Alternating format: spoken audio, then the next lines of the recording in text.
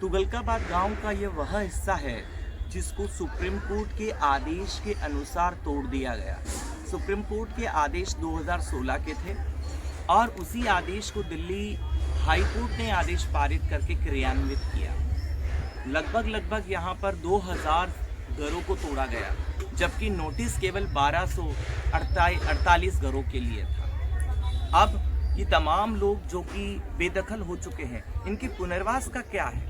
सरकार कब इनके पुनर्वास के बारे में बात करेगी? इनको यहाँ से बेदखल तो कर दिया, जबकि होना क्या चाहिए था कि पहले पुनर्वास की बात होनी चाहिए थी, सम्मानजनक तरीके से इनको कहीं पुनर्वासित करना चाहिए था और फिर बेदखली की बात होनी चाहिए थी, जो नहीं हुई।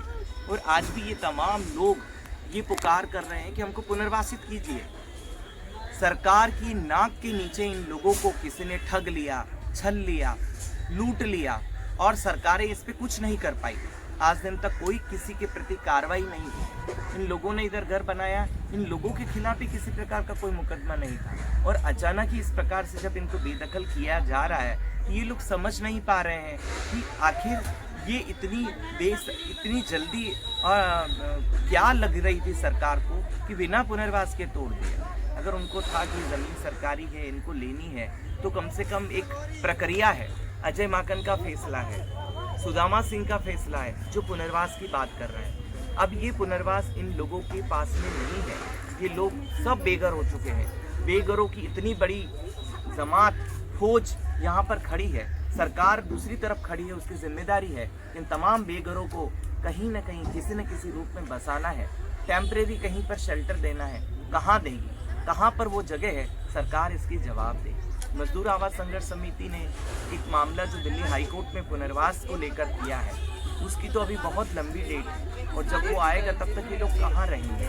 क्या कोर्ट के आदेश की पालना करने के लिए सरकारें लोगों के मानवाधिकारों का हनन कर डालें? ये कितना उचित और कितना मुनासिब है? सरकार ये अपने आप से सवाल करे। पुनर्वास का बहुत बड़ा मुद्दा है। बार बार कोर्ट में कहा जा रहा है कि इनको पुनर्वासित कीजिए, आदेश आ रहे हैं, परंतु ये जो आदेश आया है वो खाली करने के लिए, हटाने के लिए आ गया।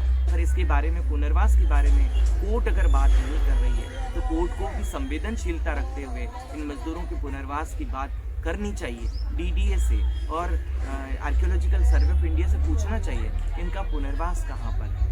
नहीं तो इस प्रकार से एक मैसेज समाज को जाता है कि जिसके हाथ में लाठी होती है, बेसुची हो जाती है, वही जो है रवैया यहाँ देखने को मिल रहा है। लोग बड़ी तादाद में बच्चों के साथ, महिलाओं के साथ, वृद्धजनों के साथ, गर्भवती महिलाएं आज रोड पर, सड़क पर खुले आसमान के नीचे बैठी हैं। इधर बारिश जो है एकदम दम लगा के बारिश हो रही है।